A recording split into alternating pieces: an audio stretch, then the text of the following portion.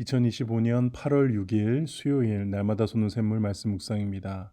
오늘은 내 삶을 세밀히 인도하시는 하나님을 붙들라라는 말씀의 제목으로 창세기 31장 1절에서 10절 말씀 함께 묵상해 보겠습니다.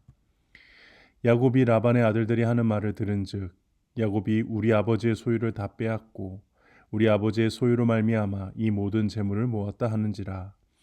야곱이 라반의 안색을 본즉 자기에게 대하여 전과 같지 아니하더라. 야곱의 여호와께서 야곱에게 이르시되 내 조상의 땅 내 족속에게로 돌아가라. 내가 너와 함께 있으리라 하신지라. 야곱이 사람을 보내어 라헬과 레아를 자기 양떼가 있는 들로 불러다가 그들에게 이르되 내가 그대들의 아버지의 안색을 본즉 내게 대하여 전과 같지 아니하도다. 그러할지라도 내 아버지의 하나님은 나와 함께 계셨느니라. 그대들도 알거니와 내가 힘을 다하여 그대들의 아버지를 섬겼거늘 그대들의 아버지가 나를 속여 품삯을 10번이나 변경하였느니라.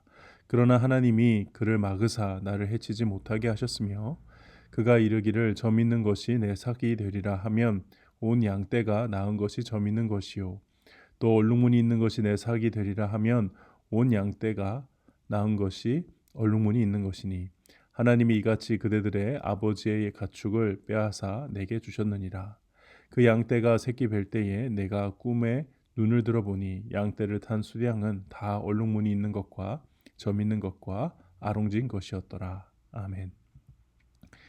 라반의 내용 관찰 1번입니다. 라반의 아들들은 야곱에 관해 어떤 불평을 합니까? 1절에 보니까 야곱이 우리 아버지의 소유를 다 빼앗고 우리 아버지의 소유로 말미암아 이 모든 재물을 모았다 하는지라.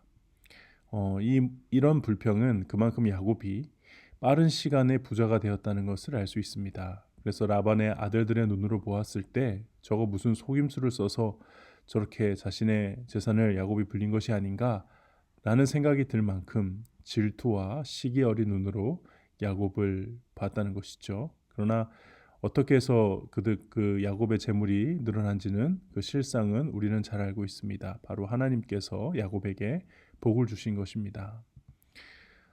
그리고 그들이 잊고 있는 게 있죠. 그것은 이미 야곱을 통해서 라반도 축복을 받았다는 사실이죠. 창세기 30장 27절에 보면 라반이 그에게 이르되 여호와께서 너로 말미암아 내게 복을 주신 줄을 내가 깨달았노니. 무슨 말입니까? 라반도 야곱이 옴으로 인해서 부자가 되었다는 것을 라반 스스로도 알고 있었다는 것이죠. 그런데 불구하고 지금 이 라반의 아들들이 이런 식의 불평을 하고 있는 겁니다. 내용 관찰 2번입니다. 야곱은 하나님께 어떤 음성을 듣습니까? 일단 이제 다시 옛 조상의 땅 내 족속에게로 돌아가라. 그래서 내가 너와 함께하겠다라는 말씀을 듣습니다. 내 조상의 땅 내 족속에게 돌아가라라는 이 명령은 이렇게 보면은 뭐 똑같다고는 할 수 없지만 아브라함이 처음 하나님께 받은 명령과 유사하죠. 지금 있는 지역을 떠나야 하니까요. 그래서 이제 야곱은 명실상부하게 아브라함의 언약의 후계자로서 첫걸음을 이제 내딛는 모습이라고 볼 수 있습니다. 다행히도 야곱은 아브라함이 했던 것처럼 순종합니다. 또 내가 너와 함께 있으리라 라는 이 말씀은 이미 20년 전에 야곱이 가나안을 떠나올 때 베델에서 하나님이 한번 이 말씀을 이 약속을 해주신 적이 있죠. 우리 하나님께서는 그 약속을 지금까지 지켜오셨고 앞으로도 계속 지켜주실 것입니다. 그리고 야곱은 지금 이제 이 약속만 믿고 하나님이 함께 하신다는 약속만 믿고 다시 먼 길을 가나안으로 돌아가려 하고 있는 것이죠. 연구와 묵상입니다. 하나님께서는 왜 라반과 그 아들들로 인해 불편한 상황에 놓인 야곱에게 내가 너와 함께 있겠다라고 말씀하십니까? 야곱은 그 지역에서 이방인입니다. 만약 라반과 그의 아들들이 마음 먹고 야곱에게 해를 가하고자 했다면 그런 상황도 충분히 가능하죠. 그러므로 야곱의 입장에서 매우 두려운 상황이고요. 그 어느 때보다도 하나님이 함께 하심으로 그런 하나님으로부터 오는 안정감이 필요한 상황입니다. 그렇게 하나님께서는 내가 너와 함께 있겠다라고 말씀하시면서 야곱을 안심시키고 위로하신 것이 아닐까 그렇게 생각이 되어지고요.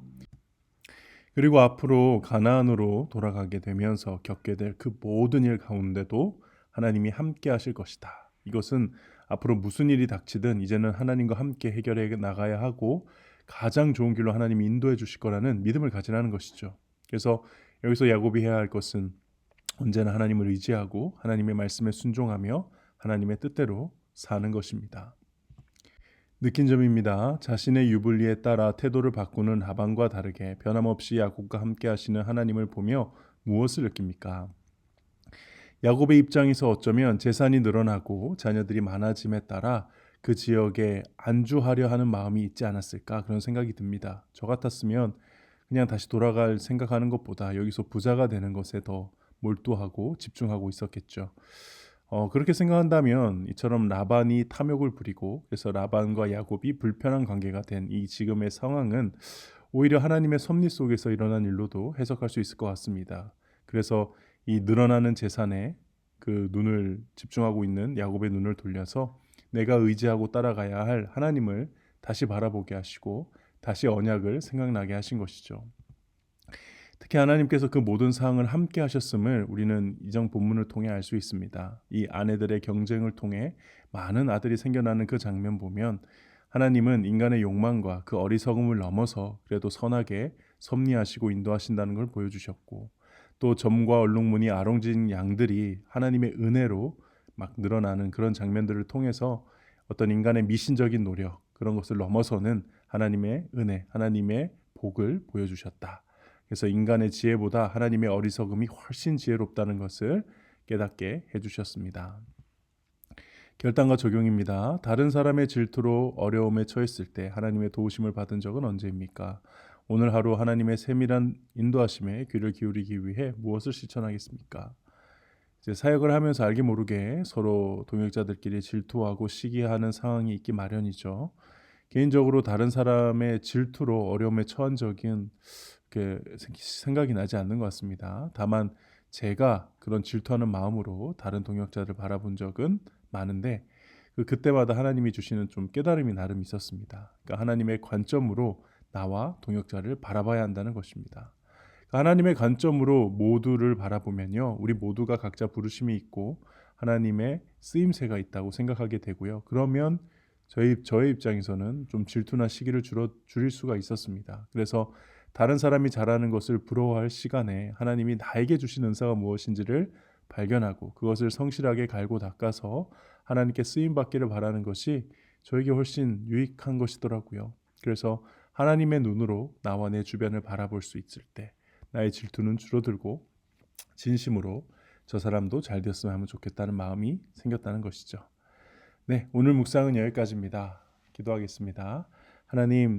하나님께서 적절한 때에 늦지 않으시게 야곱을 인도하시고 또 야곱에게 많은 복과 은혜를 주시는 이 모든 이야기들을 바라보며 내가 누리고 있는 복이 얼마나 큰지, 내가 하나님과 동행하며 하나님의 인도하심을 받는 것이 얼마나 큰 은혜인지를 다시 한번 생각하게 됩니다. 주님, 야곱이 하나님의 말씀에 온전히 순종하려 했던 것처럼 오늘 본문의 모습을 따라 저도 하나님의 말씀에 순종하며 살아가는 오늘 하루가 되게 하여 주시옵소서. 예수님의 이름으로 기도합니다. 아멘.